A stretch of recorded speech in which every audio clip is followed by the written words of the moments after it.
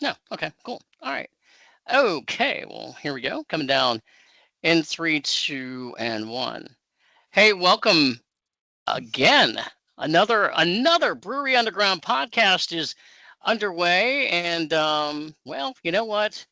There are a lot of fantastic breweries around the city of Nashville. Wouldn't you say so, there, Scott Teron? Absolutely. How are you, sir? Yeah, I'm good. yes. I'm good. And I think there's one in particular that's really pretty good. Wouldn't you say that there's one in particular that we're going to talk about today? Yeah, yeah. As a matter of fact, you went recently, and I was there last night because I had to make sure I got there before we did this. So I wanted to make sure I saw it, in person. So it's going to be one that people are talking about. Well, hey, let's say hi to Anthony Davis. He is the president and owner of East Nashville Beer Works in East Nashville, and now Lebanon too. Anthony, how are you? I'm great, guys. Thank you so much for having me. Good to be here. Welcome, welcome. Thanks for joining us. Yeah. Hey, Well, first, before we get going, Happy yep. International Stout Day, everybody. We're Oh, gonna just get that out there. I got the opposite here with me. I'm drinking our Tennessee Sipper, but cheers to that. Cheers to that. Cheers. Love me I some wore, stouts, but you know yeah. what? In the honor and tradition that we always do kick off a beer, I'm actually drinking the East Nashville Beer Works, the Miro, the Oh, honey our bomb. flagship Yeah. beer. Our flagship Mm-hmm. beer. Yep. I've got the Sipper. I've got East Bank as a backup. These are two of the other core beers. So thank you for that. Okay. That's awesome. Okay. I would like to say that I have the same exact beers Anthony has. You can't see them through my background, but I Oh, have the East Bank and the Sipper. So great that's minds, awesome. if I may say. I saw the East Bank logo came in for a minute. That's awesome. Cool. Yeah. And the Sipper. So yeah, cheers to both of you guys. Yeah. Cheers, gentlemen. Cheers. Yeah. Let's Way to start with kick the off East Bank. way to kick things off. Well, Anthony, I would imagine that it's always a busy time for you guys in the brewery business, but I guess we should just start from the beginning. I mean, you opened up your first location in East Nashville in 2016, and really, I mean, since that time, how fun of a ride has it been for you, man? It has been quite an adventure. Yeah, we just celebrated 8 years in August. Yeah, like you said, opened back in August of 2016, with the kind of the mission to be something a little different in town. At the time, I mean, you guys remember, we had a few different waves of breweries kind of open up. You had the OGs, Blackstone, and then Yazoo came on in like '03 or whatever. And then you had sort of that wave where you had Zons and Tennessee Brew Works and Jackalope, and those kind of guys. Fat Bottom was in there. And then we were in that next, I would call the next wave of the 15, 16, 17-ish. We like to call ourselves the cool kids. It was like Southern Grist and Smith and Lance and New Heights and us were sort of the four. There may have been a couple others. I apologize if I left somebody out, but those were bearded, of course. Yeah, bearded, New Heights, Southern Grist, Smith and Lance, us, all in that kind of time frame. And our thing was what we were trying to do was just something a little bit different, more of a place-based brewery, more of a taproom-driven brewery. We knew we were at the time. Once that next wave happened, there was like 20 to 25 breweries. Only about 4 of us had food, for example, and it was like us. TBW actually didn't have it then. Tailgate Us, Fat Bottom did some pretty good food, a couple others, but it wasn't a big thing back then. And our mission was, to be really a third place for you, like your home, your work, your coffee shop, your home, your work, your brewery, was to have food, to have outdoor space. Also, just I had young kids at the time. I actually only had my first one when we opened, but was planning on another, and just to be really family friendly too. And I'm sure we'll talk about that. That blossomed even more over the years, but that was our initial mission back in 2016, was just be that really taproom driven brewery and do something a little bit different in the market. Yeah, I think family friendly. You go on your website, and that's something you guys really emphasize. And going to your location, there in East Nashville, and we'll talk about the Lebanon location in a moment, which is really family friendly on steroids, and that's a compliment, by the way. It's everything on steroids that we do, yeah, for sure. Yeah, exactly. So talk about the importance of that and why that is such a big thing for you guys. Yeah, that was that was kind of that next thing. We knew we wanted to be family friendly. I knew I had a little kid at the time, and I just thought, man, there's really something missing for us. And I knew when I went to, I would go to breweries everywhere on vacation, that sort of thing, and just a place you can take your children with you, and there certainly are some restaurants that are that way, but not even that many. And you're sitting there thinking, I was thinking to myself, like, what's my favorite thing to do is just sit in the backyard with a couple craft beers and watch the kids play. Like that's honestly like where that kind of idea stemmed from. And like, why not do that where you don't have to clean up after anybody? You get to go to a place and do it at someone else's place. And so we got known really early as being family friendly. We had the first iteration of our beer garden didn't have that, what I call the family section that has the playground. We added that in 2021, right at the tail end of COVID. So the first iteration though still had that pretty big beer garden, and it kind of just happened. It was like, man, families love hanging out here, and they kind of just move around and have a place. And we have the pizza menu, and our whole mission was beer is community. That's our mantra and our slogan. And that meant bringing in the community. And the community does include families and children. That meant bringing in nonprofits and then bringing in different groups that wanted to have their events there and also put on our own events. But back to the family thing, it was definitely part of it, but it just sort of took a life of its own. And then just kind of building and building over the years, it was like, wow, we are like kind of the family friendly place. You had Tailgate had a big spot over there at the west side, so they were known to be family friendly, but really other than that, it wasn't really a thing. So everybody calls most breweries kind of family friendly because you can kind of wander in there and your kids can hang out a little bit, and it's different than a bar. So everybody's a little bit community, everybody's a little bit family friendly, but we kind of just, I definitely realized like that's sort of becoming a niche for us, and that's where I want to be anyway. So in 2021, like during COVID, it's finally able to sort of like expand that beer garden a little bit and to the other side. And I was like, I'm going to build a family section, also sort of push that action over there. I think it'll help everybody else over here. If you want to have your dog, or if you want to like be older or single or like not family, you're kind of over here. And then it did push this. Sometimes it gets a little out of control, and we admit that, and we try to do our best. But like we kind of set the family zone on the other side there. And there's a fenced-in playground. They can kind of be in there. And then there's 10 or so family tables. And other people can sit over there, but that's just kind of became the family section. So 2021, we were really able to like take ownership of it. And then it's just like, that really just changed our business too. I mean, that just changed everything. It just took off. I mean, I had no idea it would take off that much, but it was just like, I'm going all in with our concept, and it just took off for us. Yeah, because it's nice when you see that, like if he and I just go hang out there, you can see not only is it just like a family, multiple families will come together, whether they're having a little birthday party or something. And it's like, hey, let's all hang out here. And suddenly you have 20 people that show up at the brewery and hang out and they can do that. And it's fun for everyone. The adults can do some adult things, and the kids can go over there and play on the playground. Yep. And we gotta make sure they parent, like that's kind of the challenge sometimes.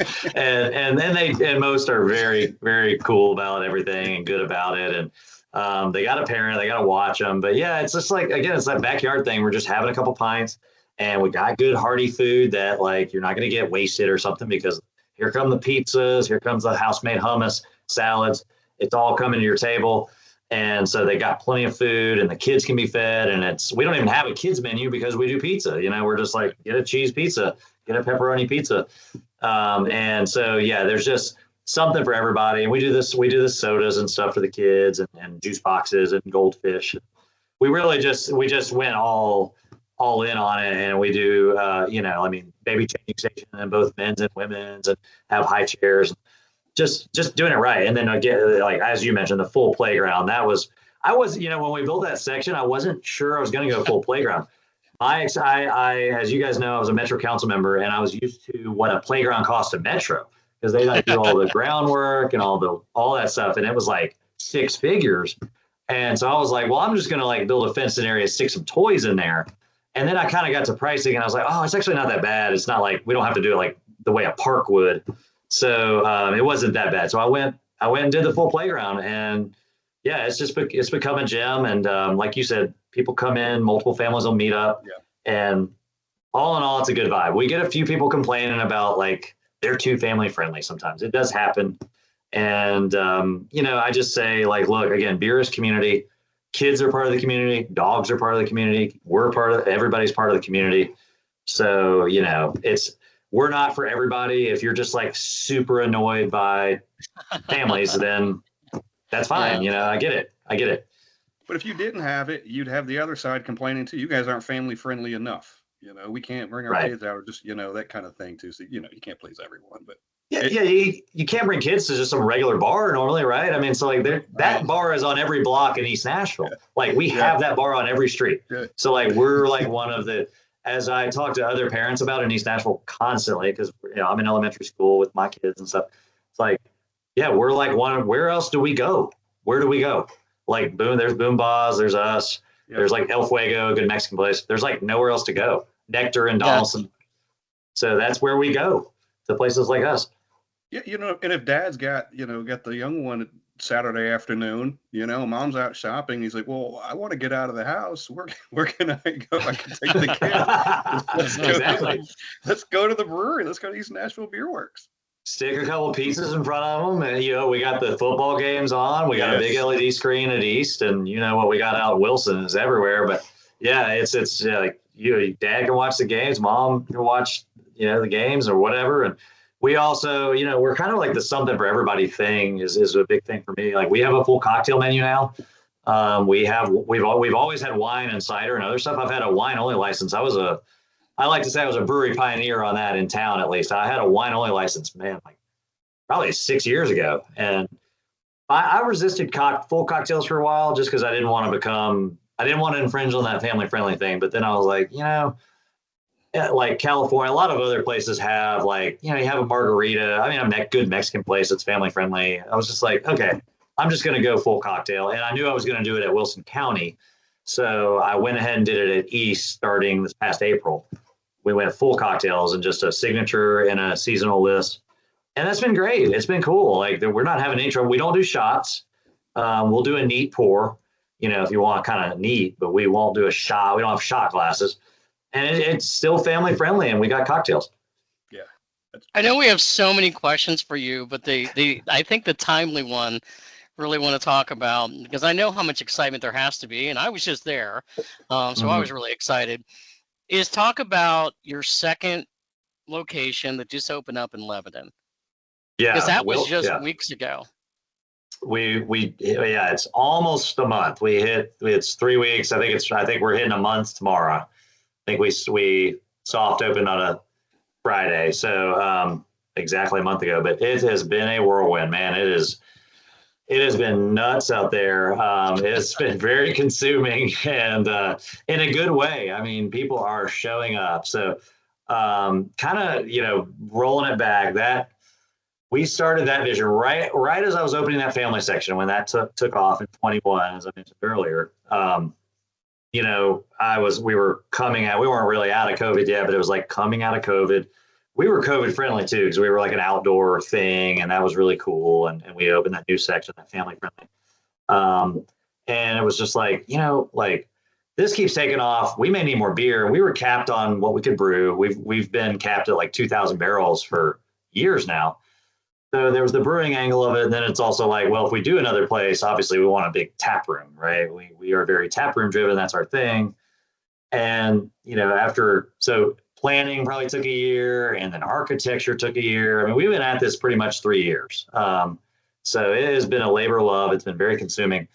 But once we really got into the real planning of it, it was just like, let's expand the brew house so we can finally be beyond 2,000 barrels so we can brew more beer and grow into kind of a more regional brewery. It's scary right now to become a regional brewery. Like that's what they say not to do. And so I don't know how I would have even done that now, but fast forwarding, but it's also like, our tap rooms are crushing. So like, we feel like we're cool because we got that, but let's try to grow distro as much as we can. So anyway, we got the brew house to expand beer. And on the other side, the taproom concept, which is what, most of you guys see and what the public feels, is like, let's just take the East Nashville Beer Works concept and, like you said, on steroids. That's what I would tell people for a year. I'm Texasizing, or I'm on doing East Nashville Beer Works on steroids. That's exactly what I would tell them, because we were building this 16,000 square foot building, and we're building this taproom side that it's not like it's eight. It's like probably 3,500, 4,000 feet of like usable space, and then plus a mezzanine up top that we can rent out, or you can go up there and hang. And then this huge beer garden, like just massive outdoor space, big covered patio. So taking our covered patio concept, expanding that into this big covered patio that we can heat up in the winter. And we've already got the tarps up for this winter. We're going to be heating it up. We can use that as good group space and event space, community space. And then this huge beer garden. And it just did everything bigger. The playground is bigger.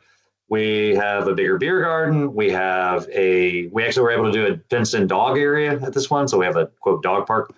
I want to talk about that with you if you don't mind, because when I got out there, I got out there about 1:00 in the afternoon on Sunday. I met a buddy of mine out there, and we were there just to hang out. He lives in Lebanon, so it was timely for him. And when I got there, I was like, oh my gosh, I mean, this place is absolutely packed. And it really was. I mean, there were people, parking down the street. And as you said, there's so many different places you can go in there to sit and drink beer. And I was up a little on the mezzanine, but I took some video and some pictures out there as well of the dogs running around with the kids and cornhole and everything that you had going on. And I'm like, this place is absolutely amazing. And of course, it was 80 degrees that day. I actually got to see the Titans win a game for once. That was cool too. It was, and I also got to say that I said this before we went on today. I got to meet one of your guys that also works there, John Blackwell. It was great to chat with him a little bit too. So my experience there was fantastic, and I think you guys have something there that is bar none around the Middle Tennessee area right now. Well, and that's something that's come up in conversation lately. It's like, I mean, the first goal was like, we really want to take over this 109 exit, and John Blackwell was actually really instrumental in that. He actually had that land. He brought in me and Nelson, the other partners, on that and doing the brewery there, that whole idea. I was looking in Mount Juliet at first, and Wilson County has very high income in the state. I think it's second only to Williamson now, as far as like income per capita. And Lebanon is one of the most growing cities. And it was just like, Mount Juliet doesn't have a brewery. It's crazy, but their zoning laws weren't really good for it. I think they finally have loosened those up a little bit. But, so I'd been looking on that, not the Providence side, but the other side of the exit for a long time. And I knew I liked Donaldson too, because I'm bullish on Donaldson. And it's kind of like, but like Tenfold had gone there. They're friends of ours. They do pizza and beer. And I was just like, okay, like both of my investors are from Wilson. And so I was like, hey, like, let's just skip over Donaldson and Hermitage. Let's just go out there, like that's fine. Like it's far enough away that it's its own market, instead of like having a bunch in inner Nashville. Like what's another market? They're not like people that are tired of coming into Nashville to do stuff, or in their case, going into Providence, Mount Juliet all the time. So, I live in Rutherford County. And so it was kind of cool just to shoot down 840 and go over there and not be sitting in a ton of traffic. Yeah. You got 840. You can go like, 109. Oh, this is nice. Yeah. Like, this is nice.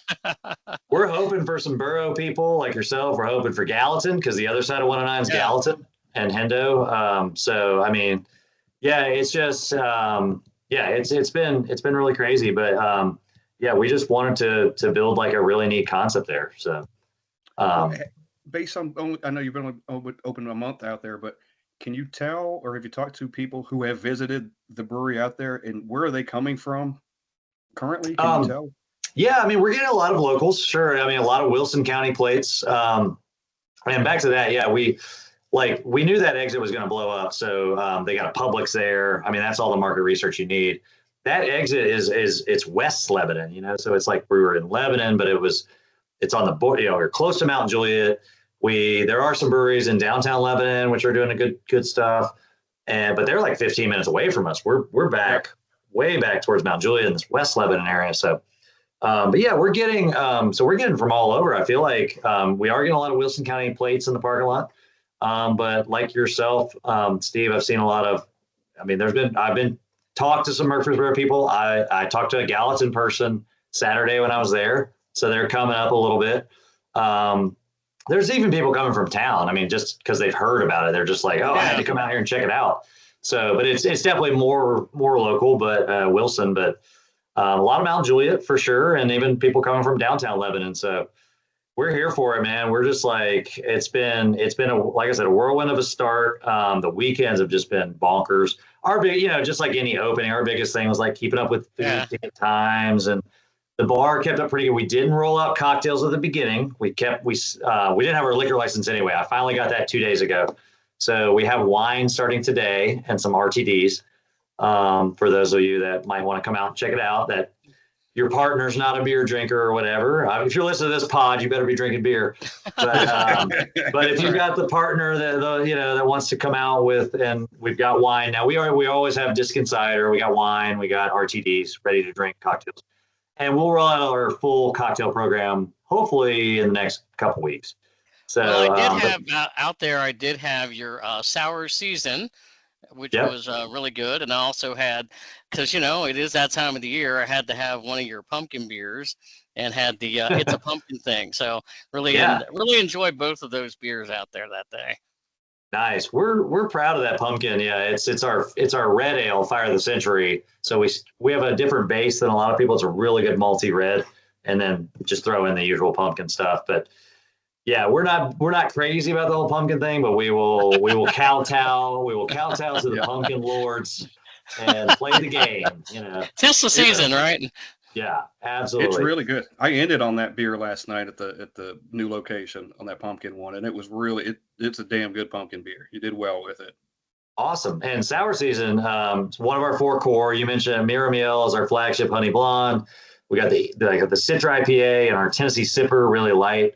And then sour season's our 4th core beer, strawberry lime sour. ML Rose has that at all the ML Roses actually, and does really well with it. Mm-hmm. And interesting, you mentioned that beer, like it was a kind of a neat test to not have cocktails and really only have Diskin.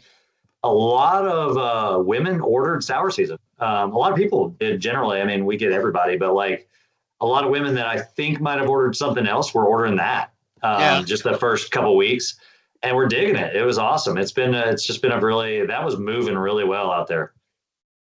So you guys had on the menu last night too, I saw, and I'm looking now on your website, I'm not sure I see it, but there were some non-alcoholic ones on there, but they were the infused ones. What I'm talking about? They're at the bottom of the menu. Yeah, THC. So we're doing yes. We're really going all in on THC. We've created a little sub brand called Sky 9. We're about to roll it out in distro. We distribute through Ajax Turner here locally at the Bud House. It is Delta 9 THC. That's why we call it Sky 9. And so, I mean, it's real weed basically in the beer, in the drink. It's not beer. There's no alcohol. Very, very legally and purposely, there's no alcohol. So it's a non-alc drink, but it's THC. And we've developed 3 flavors that we really like: a fruit punch, a citrus soda, kind of like Mountain Dew, and an orange creamsicle. And so we've gone more kind of like the soda flavor route. And there's a bunch of these entering the market, as you've probably seen and checked out. So we're excited about it. Yeah, we're really we like what we've come up with, and they've been pretty popular. And we keep it sessionable and light. They're 5 milligrams. They're going to be 5 milligrams in a can, like a 12-ounce can. And on draft, we're doing 3 milligrams for 12 ounce, which if you get a pint, ends up being 4 milligrams. So, most of the people that like have a gummy, gummies are like 20 and up. This is like really light. So you get a little body buzz or something. But for the THC drinkers, and we do other non-alc. We got the Coke guns and Coke stuff, and then we like Athletic is doing draft now. I'm a big Athletic brewing fan. I drink it at home a lot, just on my dry days, because you got to get that hop. You got to get those hops even on your dry days, boys. Gotta get the hops. I gotta have it. I like Maypop. Their hop water is really good, by the way. If you want a local hop water, get the Maypop hop water. So good. They Nice. put citra hops See in it it. everywhere. Yeah, I see it everywhere. Phenomenal. You know, Phenomenal. I'm curious, Anthony. Obviously you're the guy that runs things, and you have people that brew the beer. But how involved are you now from when you first started in that whole process still? I definitely still stay very involved. Certainly in the because like with brewers and marketers and sales, there's always a kind of coming together. It's like Yeah. Mitch is our VP of Brewing Ops. Sorry, he couldn't make the call. He wanted to be here, but he's a phenomenal brewer, and then he's got some great brewers working with him. And then there's myself, kind of on obviously the president, but like I do a lot of marketing and sales stuff, and then we have a sales guy, Jake, out there in the market, and like those have to come together. We're not the type of brewery that like just brews what we want, totally. I mean, we do brew what we want, but we like have to like understand what the market wants. Uh-huh. It's always a good marriage of the two things. I think if you're gonna, I mean, we all want to sell beer, right? That is our goal. So like, we want to brew great beers and great stuff, but also figure out what's going to sell, what's going to move. Otherwise, it's a bummer for the restaurants and bars that are your customers. It's a bummer in your tap room if it's not moving. And just if the customer doesn't like it, what are you doing it for? So I think, I just, to answer your question, I stay involved in just the kind of like, as far as the brewing and stuff, just what are we doing this year? Are we gonna, and we revisit it every year. We're about to have that meeting coming up where Jake and Mitch and I will sit down, and it's just what's selling well out there. What are the trends? We look out west. We know the Southeast is a little behind the West usually. And just kind of like, what are they doing? We've been brewing a lot of, for example, hoppy lagers. Like we're real big on like, we've got right now Eagle Beach, which is a hoppy Pilsner. And then we call one Whistle Wetter, which is like a New Zealand Pilsner. So it's just New Zealand hopped version of that. Just killer. I mean, that is like hitting really hard out west. It's not as much of a trend here, but we do some. Fatal Force, I know, has done some of those. You guys have probably seen a lot of that out there. Yeah. For people trying to be on the trend. But man, it's like that is a good sweet spot, a light body, like Pilsnery type beer with some really good dry hops and really good aroma hops. And so we try to stay on the trend, but also like what's going to move, and figure it out from there. So I do stay active in that kind of conversation. Yeah, you got bills to pay still too, right? You got to at brewery and tap room. You got to keep in business. Absolutely. And we're this is a weird point for us. We're about to have all this beer. Like I've been saying that for years, and now it's like just so y'all know, we opened the tap room. You probably saw the brew house is in there. We have not installed it. They started the install today, actually. Oh, okay. I was just wanting to get the tap room open, man. Like get that revenue coming in. This building was expensive, obviously, right, to build and do this whole crazy thing. So we got the tap room open. Now it's been a month, and now we're really trying to get the brew house going. Like we're gonna run out of beer with these like thirsty Wilson County people before too long. So we got to get brewing on the 30 barrel system. So we're doing a 30 barrel system out there. We have a 15 barrel back at East. Our plan is at East, we'll be brewing like taproom only batches, experimental, like maybe up our lager game, our lager program even more. We've been doing a lot of lagers. Like we've got a really good American lager we call the Lebanon lager. We did that for them. We really tried to brew something that was like, our goal is like as close to Mick Ultra, but like a good craft beer version, Yeah. Yep. So like it's got corn in there. It's super light. We're dialing that in. But really just, so back at Trinity, up in our lager game, doing stuff for the tap rooms. And then over at Wilson, anything we're canning. So all the 4 core beers, any seasonals, any specialties we're canning, because we'll have our own canning line. So that's kind of the division of what we're going to be brewing. But yeah, we're trying to get that brew house up and running. So that's the next thing out there. And it is important to mention that you can get your cans at the Lebanon location, because I got some.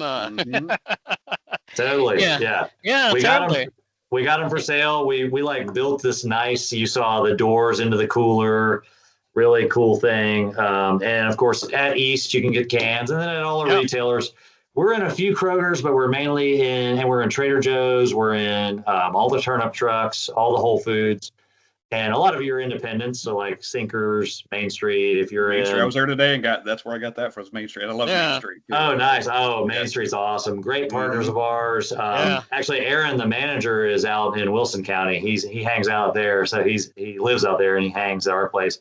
In Murfreesboro, I think it's Stones River. Like Portvue if you're in Hendersonville. So all of those kind of really good craft beer retailers. That's where we're at. So So because you guys have been around now since 2016, I mean, we know, things change. Times are always changing, right? But do you feel like you all have changed much of your beer since when you opened?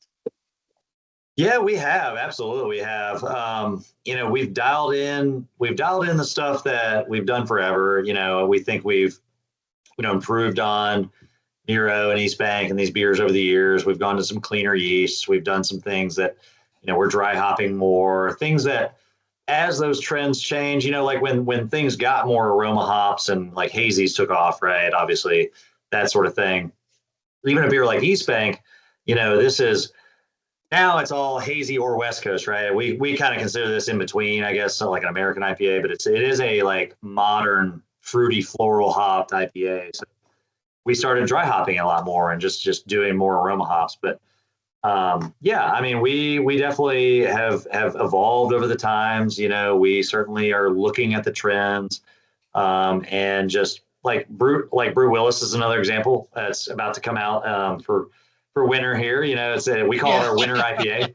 Yeah. And by the way, for all your kind of audience, I'm a big accumulation IPA fan Yeah. from New Belgium. In Belgium, And Brew Willis, like to me, is the closest thing to that. What it used to be, I wrote them about this, but they changed it to a hazy, the accumulation last year, which offends me. Like it's like it was such a good like straw yellow, really good winter IPA, and they called it a white IPA, but it wasn't Belgian yeast or anything. But anyway, so Brew Willis has kind of got that vibe going on, but. All that Did you hear back from them? Did you hear back from them when you contacted them? Yeah, they gave me some like generic BS, response or whatever. Like, sorry, you don't like the new recipe kind of thing. It's just like, I mean, as a quick, crazy. They did the same thing with friggin' Fat Tire a couple of Fat years Tire. ago. I knew you were going to say that. Doing? Yes. How Love is Fat Tire Tire. a light beer and not an amber? How is accumulation not a straw yellow, straightforward IPA that's dry hopped and is amazing? Now it's a freaking hazy that sucks. Yeah. It's not even a good hazy. It just sucks. Yeah. So like stuff like that kills me. If you want to do a variation of it, fine, but keep the main one, right? Keep the Fat Tire, keep the original, and do a spinoff. That's fine, but damn it, don't go do away with the original thing that got you there in the first place. Exactly. So, but yeah, back to your original question, we love like like I was telling you earlier, we try to see what's going on the West Coast and other areas and try to like bring it to Nashville. We were late to the game with hazies, but we're really like where we are now. Tropical Daydream, we think we have a really good kind of flagship hazy. We do like, session hazies and things like that. Brew Willis, we were early to the game on the brewed IPAs. And I know that's not as hot anymore, but we still really love where Brew Willis is. And now we just do it like as a specialty beer. We don't really, it used to be year round for us. And we thought brutes were going to be crazy cool and like lasting. Like cold IPA, we actually didn't do a cold IPA. There's an argument that that's really just an IPL, or what's the difference kind of thing. Mitch and I joke about that all the time, how it's just kind of like marketing, like let's just call it an IPA, but cold when it's just really an IPL, and IPL didn't sell well enough, so we call it cold IPA. Right. Some people think it's a failed lager, sometimes I've heard that. Yeah, a failed lager. We hopped up this failed lager. Yeah, so no, we like doing hoppy lagers though, for sure, because the body and like purposely doing a lager that's just dry hopped, and really good. But yeah, so all that to say, we will we'll follow like trends sometimes, and we'll try to like jump ahead if we can. We'll try to again see what others are doing out west and see if we can be ahead and do something cool in this market, do our version of it, the East Nashville Beer Works version of it. So how much do you think about, like, you may be just sitting at home watching I don't know if you're a Seinfeld guy. I know Scott is. I am. You might be sitting Definitely. around watching like a Seinfeld episode, and all of a sudden, I got an idea for a beer. Mhm. Does that ever happen to you? I mean, we funny you mentioned Seinfeld. We have a beer called the Grievance that we do at Festivus every year. Yes, love But it. The For the airing, rest the of airing us. of the grievances. What's that beer like? it is a stout that we put Oh, chocolate and cinnamon in. So it's just a holiday kind of stout. And yeah, but we every year we were having, and we are not doing this year, and I'll tell you why in a second. But we were doing a Festivus party, and I actually started that early on. We were one of the only Festivus parties in town because I was like, let's do something for locals. I'm from Nashville, and a lot of these people now they leave town for Christmas, right? They go right. home, and I was like, let's do something for everybody who's left. And we would have feats of strength. I would do a push-up contest. I would do all kinds of fun stuff. And we would do an airing of your grievances. We would just have chalkboards where you could write on them. It wasn't like standing in a circle like, George's dad, but we would have chalkboards where you could do the airing of the grievances. So anyway, I got a lot of problems with you people. yeah, exactly, for sure. But yeah, we would do feats of strength. We would have a lot of fun with it. But to your point, yes, I mean, no, we get beer ideas all the time. I mean, I'll be just kind of surfing, articles and things like that. And Mitch and Seth and Alec are our brewers, and they are also once a year we kind of come up with like between both the brewers and like me and Jake, the salespeople, and anyone else that wants to jump in, Chris, our cellarman. Like I asked them to give me 5 like kind of different ideas of something we haven't done, and then all of a sudden we have a list of 25 ideas.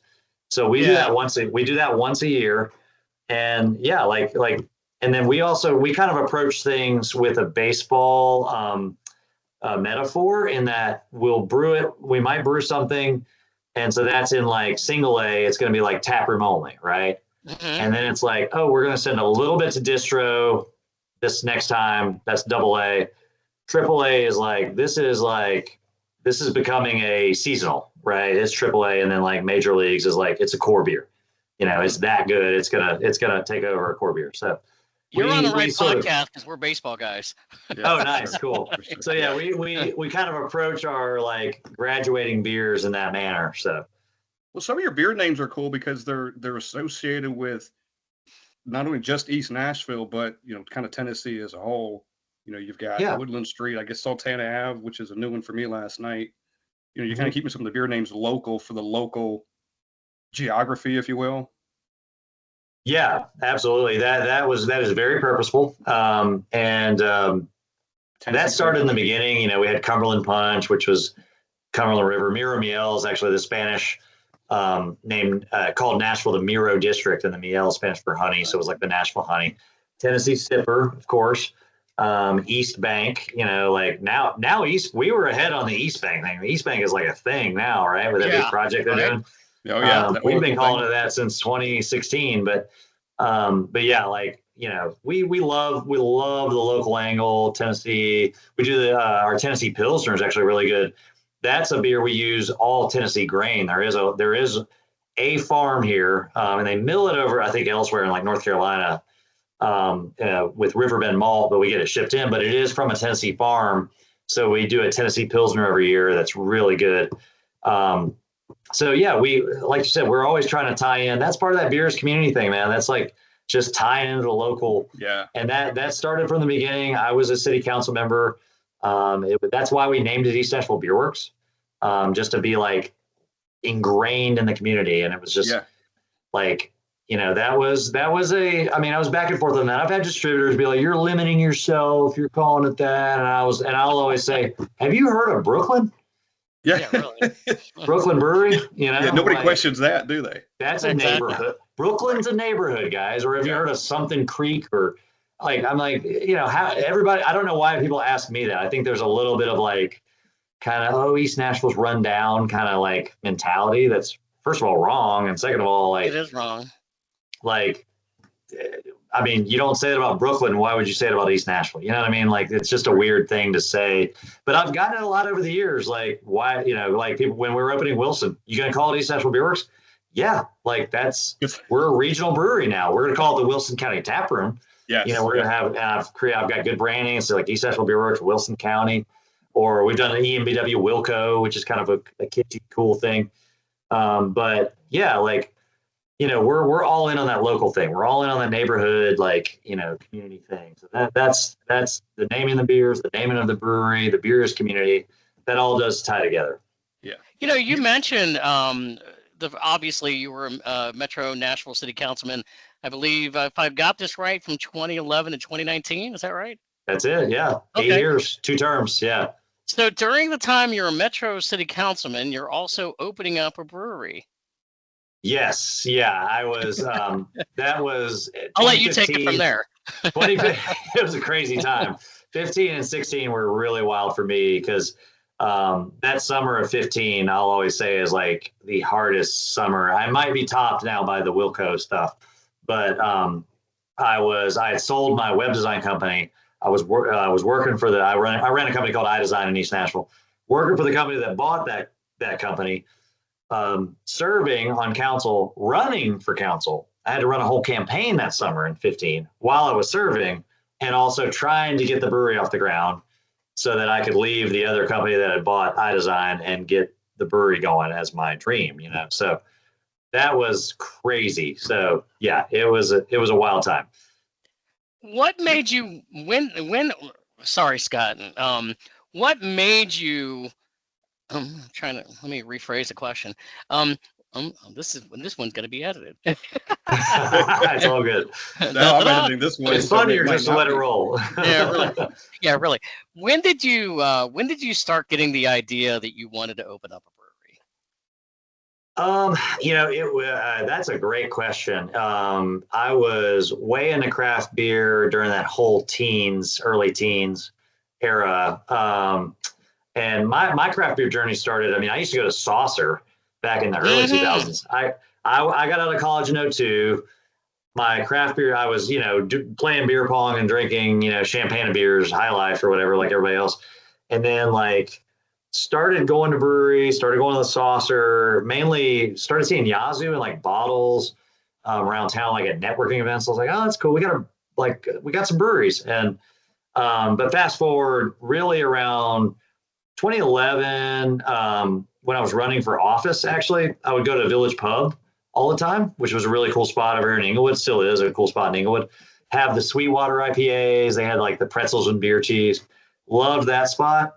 And then in that same year, Blackstone, if you remember, they had the pub. They moved over to Charlotte and started bottling. I really loved what they were doing. I was like, oh, it's not just Yazoo now. Blackstone's packaging. This is really cool. Because not many people think the other breweries in that wave were mainly just draft at that point. Blackstone starts bottling, and I'm just like, man, I was just started being obsessed with craft beer. Every vacation was breweries, all that. And then I was so a couple of more years go by. I'm serving on council and all that, running iDesign, running the web design shop. And I was just like, man, I really just I'm ready to move on from agency life as far as it was a web design marketing kind of agency. I love marketing. I really just want to market my own products and do something I'm passionate about, which I was craft beer is what I'm most passionate about right now. And I was just so start a brewery, and then you start just coming up with the ideas about how we're going to be different and doing what we're doing. So that's kind of where it started. And by then, yes, there were several other breweries, obviously, right? By 2015, really the 15 was the full ideation of it and all that stuff. And then 16 was when we finally opened.